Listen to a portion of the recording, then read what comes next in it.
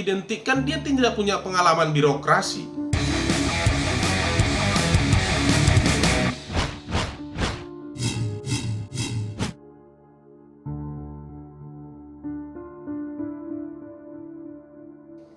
Selamat datang kembali di channel Satrio Bushido Library, channel orang baik-baik, channel pendukung Jokowi, dan channel orang yang optimis. Oke, kita sudah menyaksikan beberapa hiruk-pikuk politik, mulai dari pemilu, persidangan di MK, kemudian pelantikan, demo-demo, dan isu-isu yang lain ya. Ya, kita berusaha untuk tidak terjebak pada persoalan-persoalan isu-isu itu dan hujat-menghujat tentang itu. Maka saya cukup lama tidak mengupload video dan cukup lama tidak berbicara juga ya, memberikan semacam ya vlog lah. Karena menurut saya pada saat itu memang situasinya sangat riuh, di mana partai-partai berebut kekuasaan setelah keputusan MK menyatakan bahwasanya Presiden Jokowi dan Kiai Ma'ruf Amin sebagai pemenang pemilu. Kemudian di situ juga orang-orang yang belum terima hasil pemilu. Di situ pula partai-partai pendukung yang mulai pecah dan macam-macam.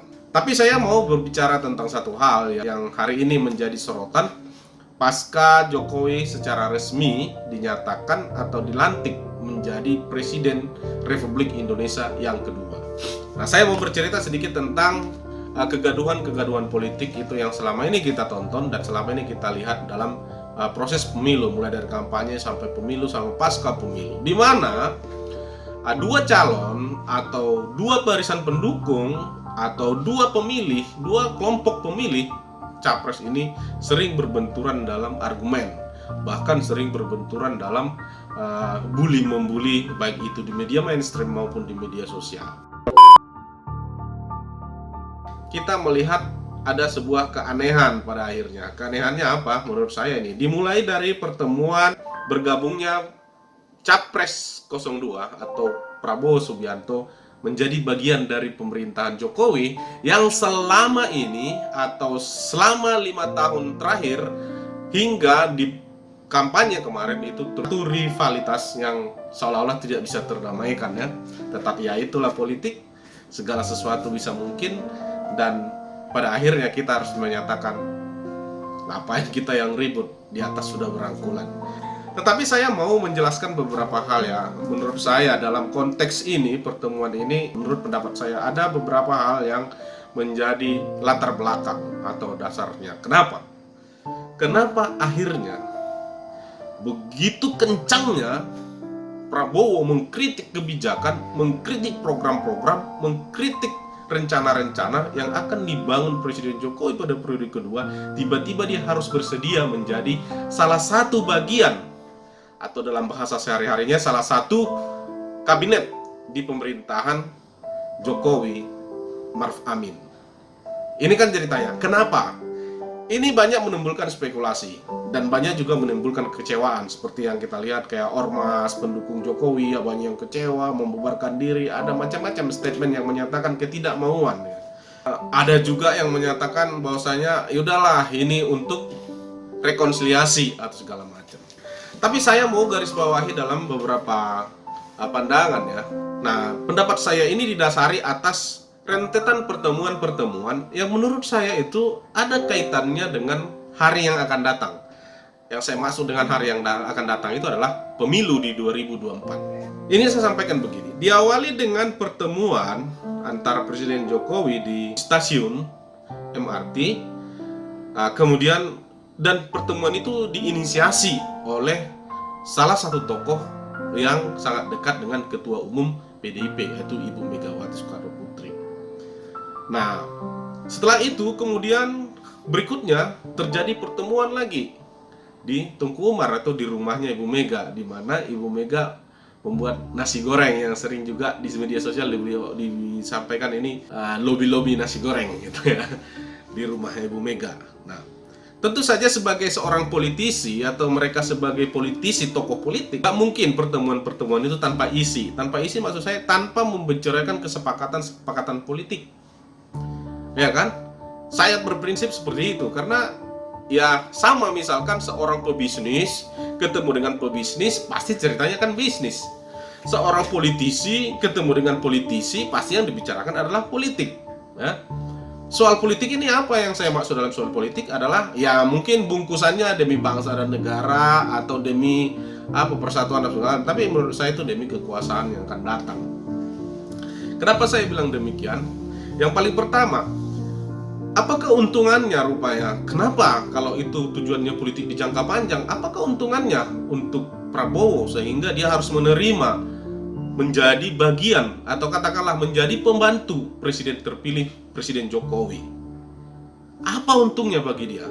Menurut saya yang pertama gini ya. Yang pertama bagi Prabowo, selama ini Prabowo kan diidentikan dia tidak punya pengalaman birokrasi. Dia tidak punya pengalaman di pemerintahan. Artinya, ketika dia diperhadapkan untuk menjadi satu capres, itu kan di 2019 dan 2014 itu sering menjadi semacam ya kampanye kan, orang yang berpengalaman, dan salah satu kekuatan Jokowi adalah di situ, dia berpengalaman di birokrasi atau katakanlah berpengalaman di pemerintahan sipil. Sehingga ketika logika ini disampaikan ke publik, maka yang lebih diterima adalah oh iya, yang udah pernah memimpin pemerintahan dong yang lebih bisa diakui mampu menjadi presiden. Nah, hal yang sama di 2019 juga seperti itu. Ya kan? Dia diperhadapkan kepada situasi di mana capres Prabowo itu tidak punya pengalaman sama sekali di pemerintahan sipil. Belum pernah jadi menteri, belum pernah jadi bupati, wali kota, ataupun gubernur. Belum pernah sama sekali.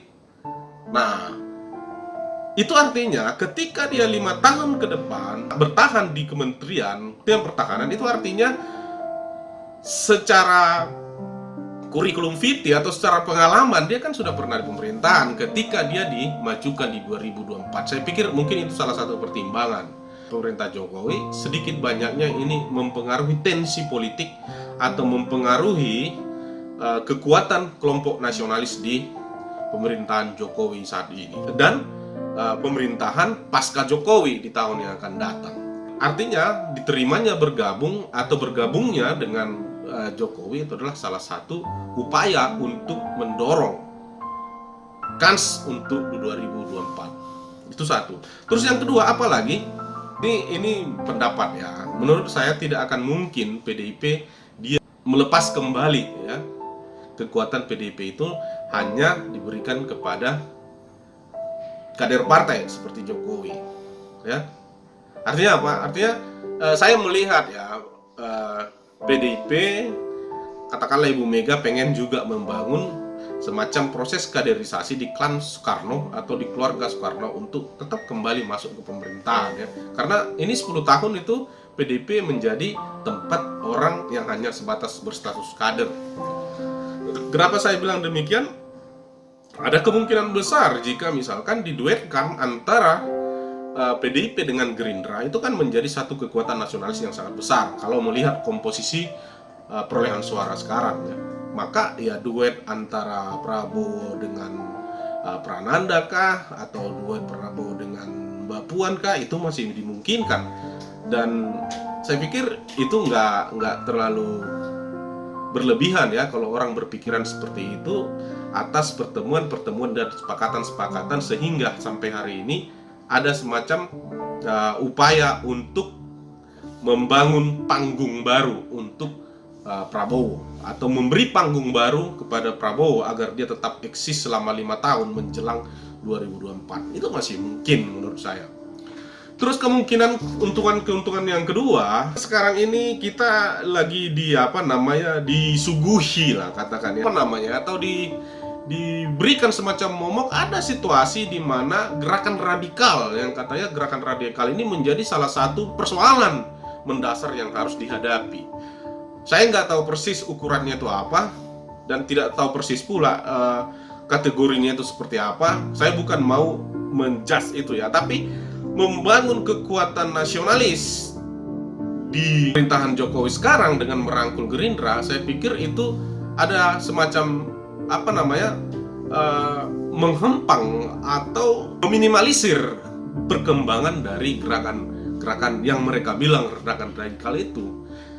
Apa indikatornya? Setiap berbicara tentang kementerian kah, bicara tentang kabinet yang terpilih kah, selalu itu wacana itu radikal investasi, radikal investasi.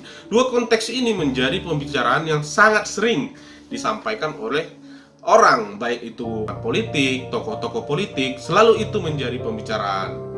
Nah, oleh karena itu, dengan bergabungnya Prabowo dengan, saya punya satu pandangan yang menurut saya itu ya penting juga untuk dicermati oleh semua orang.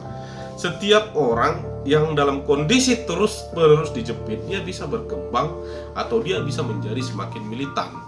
Nah, apakah yang dilakukan ini sekarang dengan katakanlah wacana dengan menempatkan militer di Kementerian Agama, wacana menempatkan mantan Kapolri di Mendagri, atau wacana Kementerian Pertahanan itu di tangan Prabowo yang dikenal dekat atau suatu koalisi dengan mereka yang mereka bilang kekuatan kanan, ya saya nggak tahu apakah tujuannya untuk itu. Tapi pada prinsipnya menurut saya ya secara politik lebih kepada persiapan untuk 2024. Nah, kalau ada pun wacana yang menyatakan untuk memperkuat bangunan nasionalisme kita, untuk meredam semakin berkembangnya gerakan radikal atau segala macam, ya itu saya pikir itu pandangan politik lah, atau analisa politik saat inilah. Tapi untuk kedepannya saya lebih pada melihatnya itu sebagai ya kong kali kong politik ya, atau transaksi atau politik jual beli lah. Ya gua kalau mau gabung ke lu harus kasih gua ini, setelah gua dikasih ini, saya akan seperti ini. Jadi kira-kira seperti itu. Jadi menurut saya ingin sampaikan begini. Jadi kepada subscriber ini, kita semua di sini jangan terlalu membuli, jangan terlalu maki-maki, jangan habiskan energi menuduh A, B, C, D, atau jangan terlalu fanatik buta juga. Tetap akan kita lihat apa sih yang terjadi. Apakah benar nanti suatu saat apa yang kita harapkan? Karena kita ini kan yang kita titipkan sama Presiden Jokowi ini kan harapan. Apakah harapan-harapan kita itu benar berjalan atau enggak sesuai dengan apa yang dikampanyekan atau tidak, kan itu yang menjadi catatan kita. Kalau menurut kita itu sudah melenceng dari apa yang disampaikan pada saat kampanye, ya sah-sah aja dikritik, saya pikir ya. Karena ya nggak ada bedanya lagi kan. Kalau dulu kita berada pada barisan Jokowi karena kita tidak mau barisan Prabowo itu menjadi presiden. Tapi sekarang kan dua-duanya sudah di dalam. Artinya kita tidak ada lagi cerita ini pendukung Prabowo, ini pendukung Jokowi, sudah ada lagi. Kita sekarang menjadi rakyat pemilih Jokowi. Kita mau apa? Kita mau terus nj aja, atau kita mengkritik segala sesuatu yang tidak tepat atau sesuatu yang hanya mementingkan kelompok tertentu? Saya pikir itu sah-sah aja gitu. Jadi ya apa yang terjadi hari ini, Anda boleh kecewa, boleh enggak, tetapi ya pada prinsipnya tetaplah menjadi subscriber orang baik-baik tapi kritis, tapi tetap punya pandangan-pandangan atas setiap kebijakan-kebijakan politik. Karena kritik adalah bagian dari pandangan kita atau pendapat kita terhadap suatu kebijakan. Bukan berarti kita lebih pintar dari orang yang kita kritik, bukan. Tetapi pandangan kita, pendapat kita, perasaan kita, atau suara kita terhadap sebuah kebijakan. Dan itu tidak masalah, tetap harus dilakukan. Oke guys, thank you. Mungkin itu aja pembuka kita untuk vlog hari ini, dan kita ke depan akan terus melakukan vlog-vlog sesuai dengan isu-isu yang berkembang. Sampai ketemu kembali di vlog berikutnya. Terima kasih.